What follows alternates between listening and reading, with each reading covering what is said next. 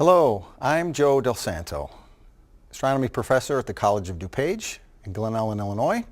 I'd like to welcome you to my course on stars, galaxies, and the universe. Astronomy is an exciting adventure. There's so many things out in the universe to be learned, to be appreciated, and I'd like to share some of that with you. Because frankly, these wondrous discoveries are not just for scientists, but they should be enjoyed and appreciated by everyone. So this course will be a concise introduction to the stars, galaxies, and the universe.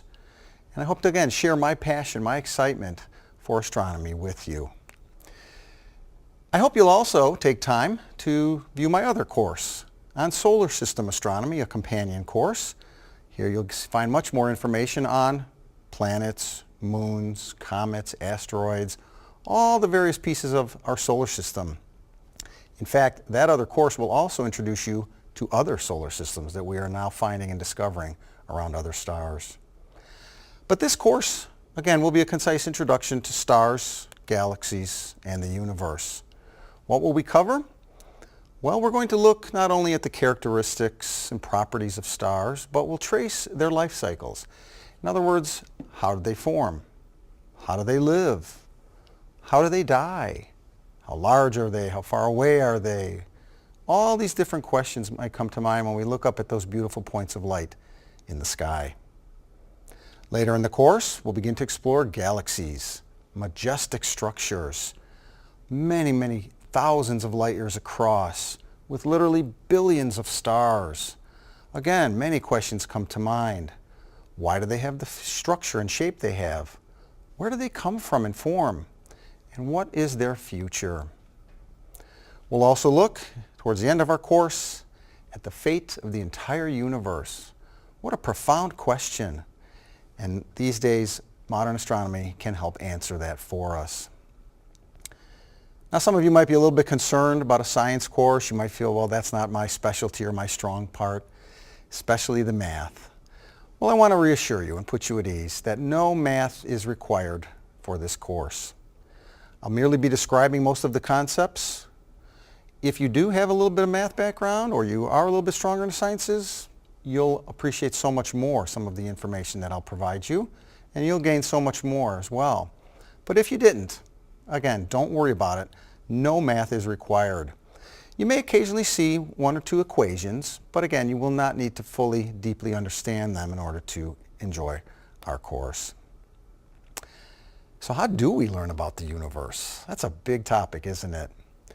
Well, as you know, we're going to use the methods of science. Science is a way to learn about the universe, and there are various different principles and essentially, again, methods to this.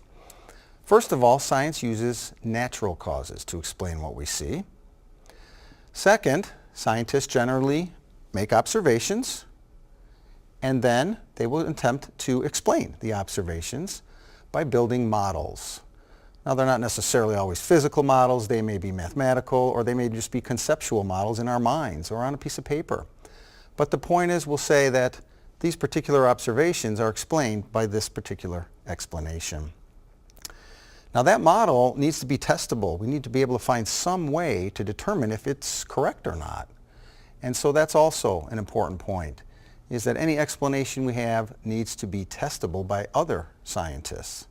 So you'll see some examples of this as we move along through the course.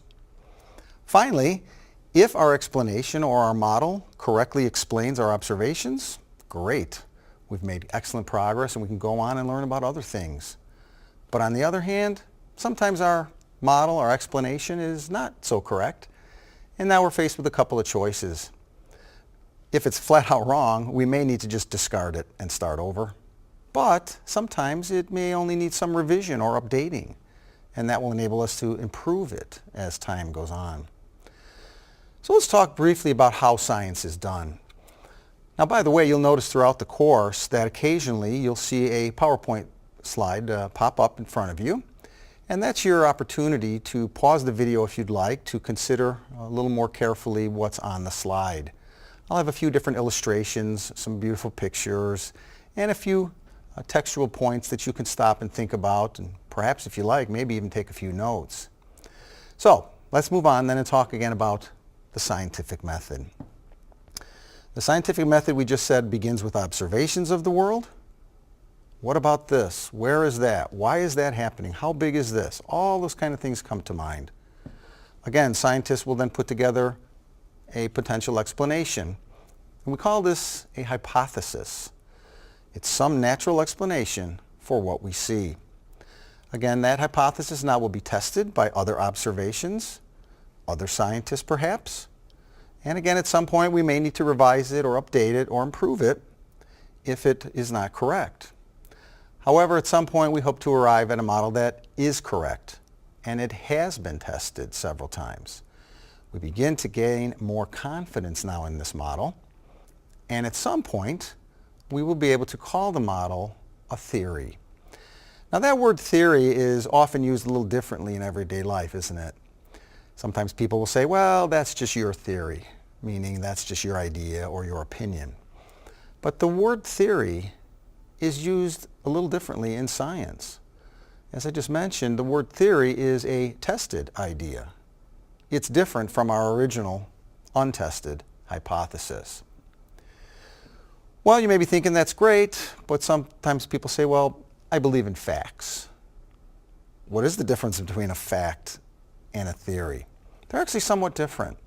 A fact is a single proven piece of information that anyone can verify or agree upon. A theory, though, consists of facts.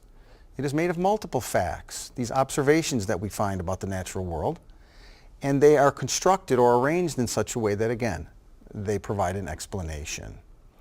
I like to think of facts as sort of the building blocks, or you might say kind of the bricks, so to speak. They're individual pieces of information, but a theory is a little bit more like a building that might be constructed from the building blocks or the bricks, in the sense that there is a structure, there's an order there, and so you can kind of see the difference between the two. So how about a scientific law? Perhaps you've heard of that, and we'll see several scientific laws as we go along, the law of gravity and others. Well, a scientific law explains a relationship between two or more factors. For example, in the law of gravity, the strength of the gravity is related to the distance at which the gravity is from us. So we'll see some examples of that as we go along. Ultimately, though, again, theories are what are going to provide us explanations of the natural world, of our universe. So once again, a theory must explain our observations, it must be supported by evidence, and it must not have failed any crucial test. Then we can have confidence in it. Now, does that mean that a theory is completely, absolutely true and never to be questioned again? By no means. Scientists continue to question and probe and test our theories all the time because we may find new observations that will help us to improve the theory. In some cases, it is possible that a theory might be overturned by new evidence. That is certainly a possibility that we must remain open to in our pursuit of truth. Now, throughout the course, being an astronomy course, we're going to need a few physical concepts to help us understand the things that we're seeing. Some of these you may be familiar with from everyday life. Others you may perhaps choose to do a little research into. I'm going to just mention a few of them briefly. We'll start, for example, with something simple as motion. We're all familiar with motion. We think perhaps of our cars moving a certain distance in a certain amount of time. And that probably sounds familiar as speed. So many miles in an hour. Now, scientists normally would use a little different term for that. They'd call that a velocity, but not a major difference there.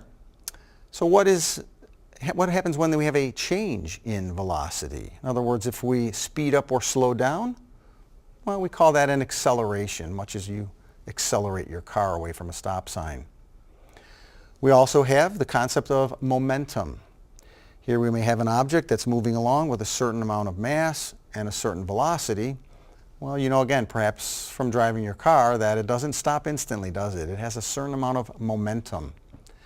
Now, in astronomy, we not only deal with momentum in a straight line, but we'll find out that we also deal with momentum in a circular motion. And we call this angular momentum because the body is moving through an angle. Think perhaps of the Earth spinning on its axis. It has a certain angular momentum. Think perhaps of the Earth orbiting around the sun. Has a certain angular momentum. So these are just a few of the simple concepts we'll use to explain what we see. We're also going to talk about energy. For our purposes, we can consider energy as having three main forms. Number one, we're all familiar with radiative energy. Think of the energy in sunlight. We might capture that with a solar panel, turn it into electricity. Clearly that would be energy. Think too of the type of energy in, again, a moving body.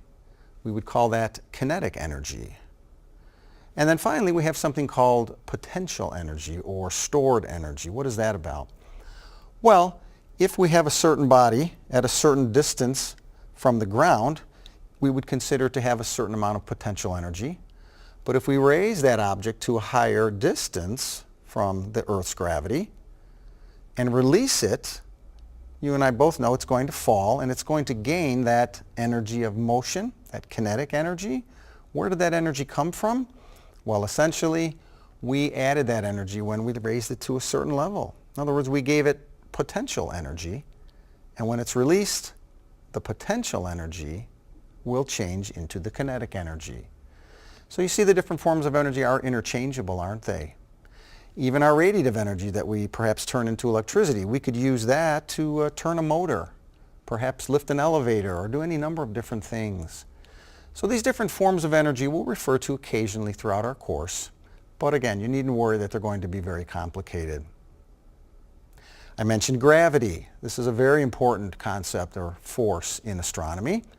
And in our slide, you're going to see the equation for gravity, for those that are familiar with that.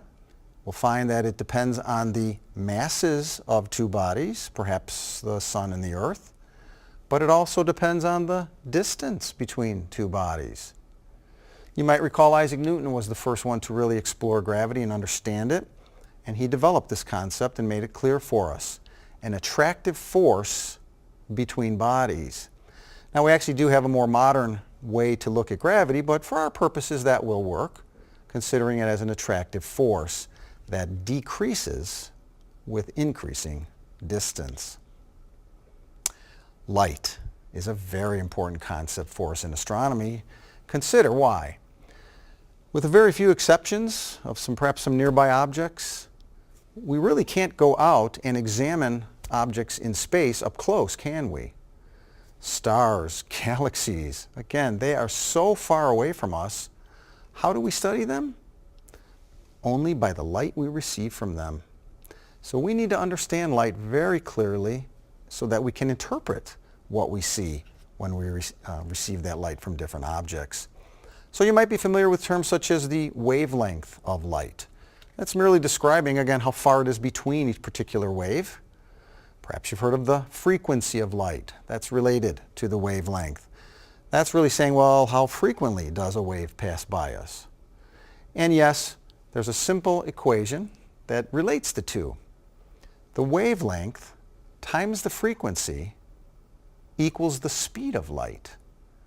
Now the speed of light is a constant, it is fixed, so I think you can see that if one of the other two increases, then the other will decrease, right? So if wavelength gets longer, frequency changes accordingly. And if frequency gets higher, wavelength changes accordingly. So again, I'll be walking you through that as we go through our course, explaining that as we go. Now you'll see also that at the end of each particular lecture, I'm going to summarize what we've discussed. And that will allow you to step back, kind of get the big picture, and think about what you want to take away from that particular discussion. So let's go ahead and do that with our first lecture here. We had a fairly short discussion, but today we started out by talking about astronomy, being an amazing science where we're going to study so much about our universe. How do we do that? Well, we said we're going to use the methods of science. It begins with our own curiosity, and then it begins with observing the universe around us. And of course that can be done in many ways, with your eyes, telescopes, other instruments perhaps. But the point is, our curiosity drives observations. Those observations lead to questions, don't they?